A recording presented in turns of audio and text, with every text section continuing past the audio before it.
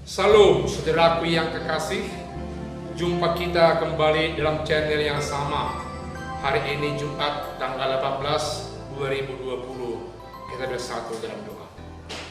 Kami bersyukur atas berkat Tuhan yang senantiasa melingkupi kami. Dan kami rindu agar Roh Kudus Tuhan yang membimbing kami untuk mendengar, melakukan firman Tuhan yang sampai buat kami, agar firman Tuhan sungguh-sungguh melahirkan sesuatu yang baru dalam kehidupan kami. Berfirmanlah Engkau Tuhan, karena kami anak-anak-Mu siap untuk mendengarkannya. Dalam nama Yesus kami berdoa. Amin. Matius 13 ayat 10 sampai ayat 17 dikatakan firman Tuhan demikian. Maka datanglah murid-muridnya dan bertanya kepadanya, "Mengapa engkau berkata-kata kepada mereka dalam perumpamaan?" Jawab Yesus, "Kepadamu diberi karunia untuk mengetahui rahasia kerajaan sorga, tetapi kepada mereka tidak. Karena siapa yang mempunyai kepadanya akan diberi, sehingga ia berkelimpahan. Tetapi siapa yang tidak mempunyai, apapun juga yang ada padanya akan diambil daripadanya. Itulah sebabnya aku berkata dalam perumpamaan kepada mereka, karena sekalipun melihat, mereka tidak melihat, dan sekalipun mereka mendengar, mereka tidak mendengar dan tidak mengerti. Maka pada mereka genaplah nubuat Yesaya yang berbunyi, kamu akan mendengar dan mendengar, namun tidak mengerti. Kamu akan melihat dan melihat, namun tidak menanggap. Sebab hati bangsa ini telah menebal dan telinganya berat mendengar dan matanya melekat tertutup, supaya jangan mereka melihat dengan matanya dan mendengar dengan telinganya dan mengerti dengan hatinya, lalu berbalik sehingga aku menyembuhkan mereka. Tetapi berbahagialah kamu, matamu karena melihat dan telingamu karena mendengar. Sebab aku berkata kepadamu, sesungguhnya banyak nabi dan orang benar ingin melihat apa yang kamu lihat, tetapi tidak melihat, dan ingin mendengar apa yang kamu dengar, tetapi tidak mendengarnya. Demikian firman Tuhan. Saudaraku yang kekasih, ada dialog antara Yesus dengan murid-muridnya. Murid-muridnya memperhatikan Yesus yang selalu memakai perumpamaan untuk menyampaikan sesuatu kepada orang yang lain.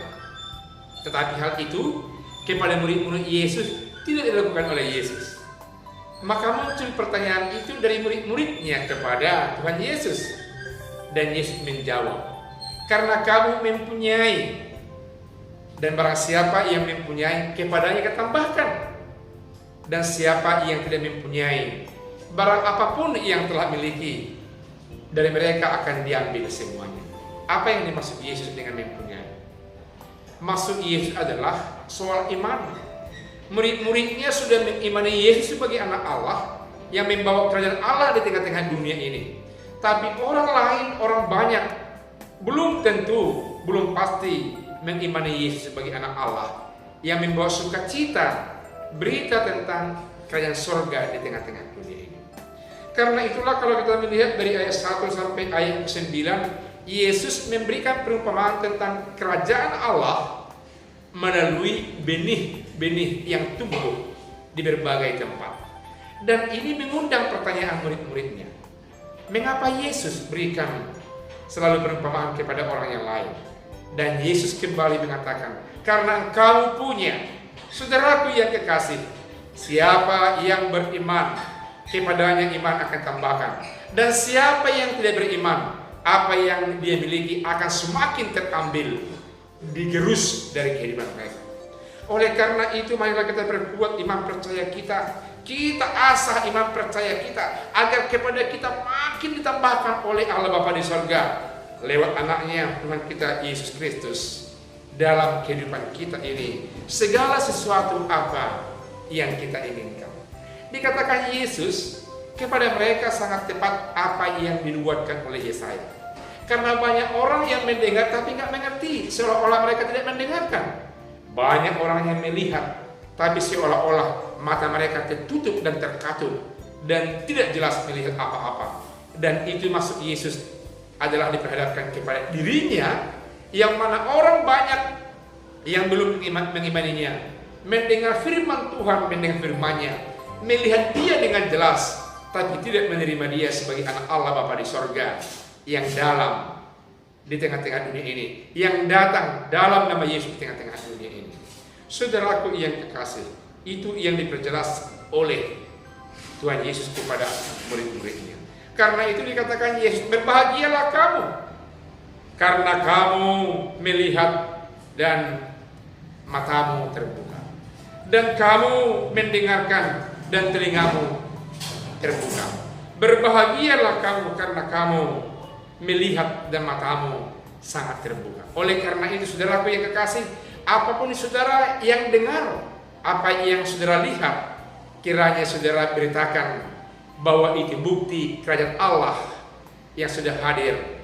Hadirnya Allah Bapa di sorga dalam nama Yesus di tengah-tengah dunia ini, dan kita yang mesti mendengarkan dan menyampaikan kepada orang di seluruh dunia ini.